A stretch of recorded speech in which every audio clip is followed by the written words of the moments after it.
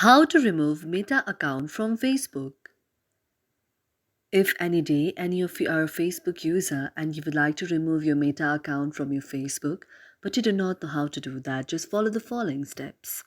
For this, first of all, you have to launch your very Facebook application on your mobile device. For that, you can tap on Facebook like this. After you tap on Facebook like this, Facebook will be launched on your very mobile device. Now, one thing you have to remember in your mind is in order to remove the Meta account, we have to deactivate our very Facebook account because the Meta account means our Facebook account.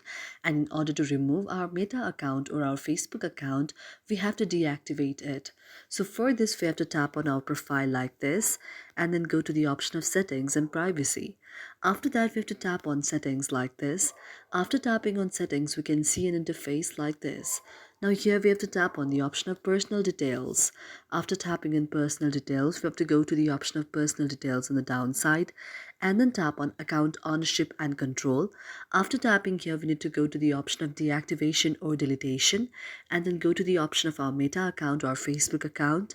Then we need to go to the option of deactivate account here and then go to the option of continue.